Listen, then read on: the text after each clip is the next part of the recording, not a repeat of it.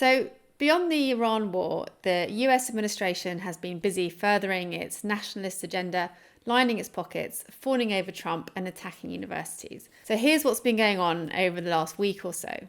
So let's start with nationalism. According to a report by the Women's Refugee Commission and Physicians for Human Rights, the Trump administration is deporting a significant number of parents without even asking them if they have children or allowing them to decide whether to bring their children with them when deported, which is an apparent violation of its own policies, let alone anything else. And speaking of children, in January, ICE detained a 5-year-old boy in Minnesota called Liam Conejos Ramos. Now, the Trump administration is continuing its push to deport him and his family, who are from Ecuador. Now, the family had a pending asylum application with the administration when he and his father were taken into custody in January. But the federal government has basically moved to end the asylum claim without holding a hearing on the merits of their petition. And this is something that they've been increasingly doing, basically to quickly deport asylum seekers without considering their cases. And then the New York Times reported last week how the Republican Party has a growing tolerance of just open racism against Muslims. So here are some examples. Representative Andy Ogles, who is a Republican in Tennessee, recently wrote on social media that, quote, Muslims don't belong in American society. And then Representative Randy Fine, who is a Republican in Florida, said, quote, if they force us to choose, the choice between dogs and Muslims is not a difficult one. At the same time, the State Department has added 12 more nations to its list of countries whose citizens must post bonds up to $15,000 for a US visa application. This now brings a number of countries who have to pay huge bonds for visas up to 50. But also last week, Donald Trump appointed Australian-born Nick Adams as Special Presidential Envoy for Tourism, Exceptionalism and American Values. So Nick Adams was born in Australia and he was once Australia's youngest deputy mayor. And then he began posting on X as an alpha male influencer.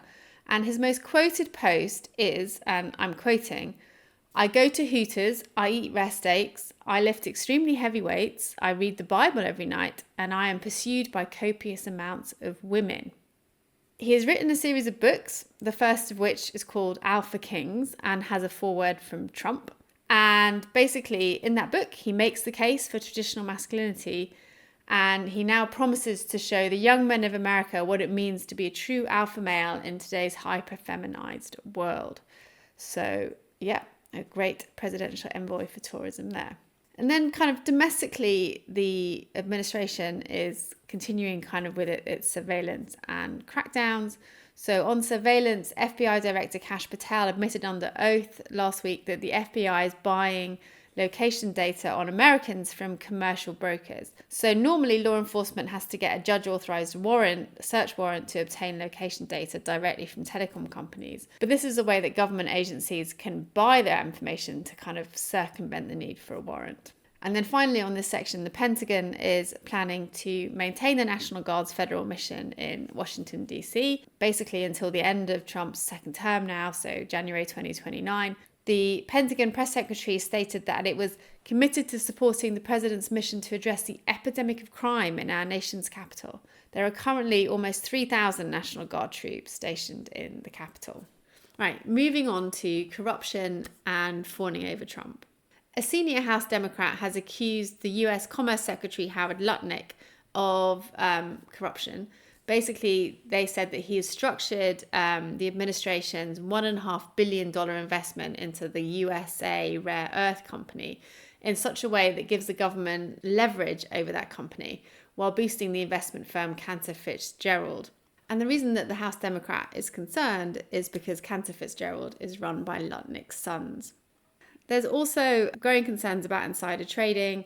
So someone or someone's made bets worth $500 million in the oil market just 15 minutes before Trump posted on Truth Social that he's had productive talks with Iran, which sent the price of oil falling.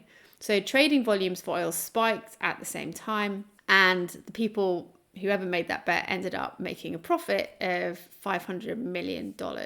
And those kind of well-timed trails echoed a flurry of really large profitable bets made on the prediction markets in Polymarket, which are basically anonymous, earlier this month, or rather a month ago, on the timing of the US attacks on Iran and Venezuela.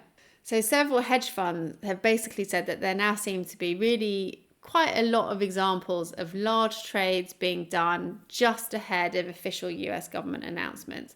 And that's why people think there's definitely some kind of insider trading going on. Someone is getting very rich. And then another type of corruption is that 3 years ago, Michael Flynn, who was President Trump's former national security advisor in his first term, sued the government under the Biden administration, claiming that Flynn had been wrongly prosecuted for making false statements to federal agents about his ties to Russia.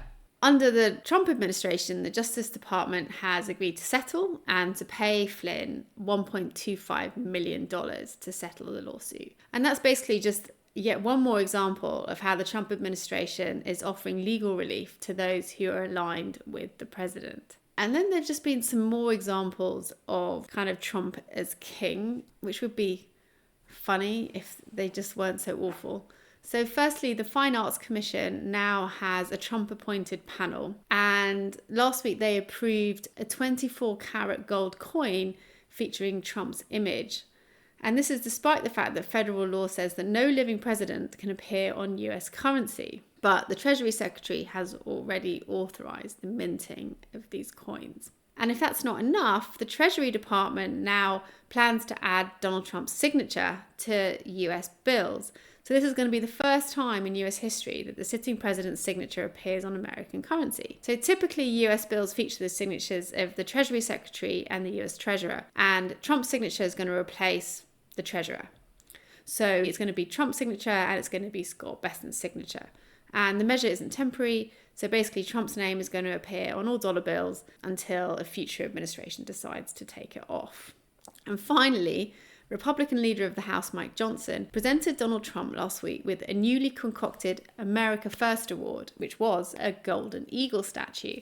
So the America First Award is basically a made-up award, and it's following a series of other similar awards that have been manufactured and given to Trump over the last few months, like the FIFA Peace Prize and so on. These kind of sycophantic awards are just much more typical of populist authoritarian leaders than they are of democratically elected presidents.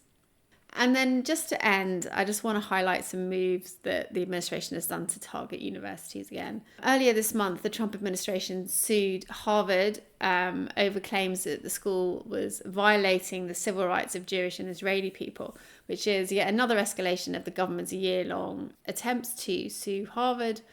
And this comes after they already sued UCLA on similar grounds in February.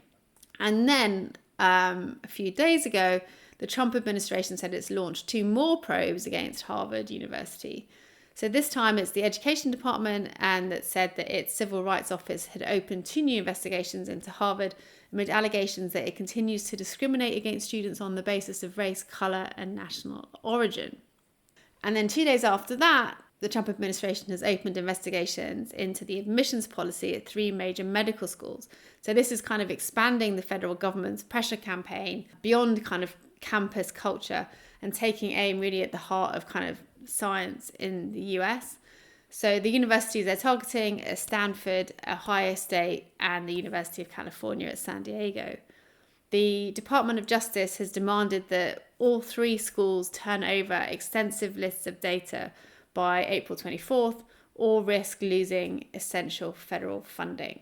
So that kind of covers things this week. So again, all actions are on trumpactiontracker.info, and I'll be back in a week or so.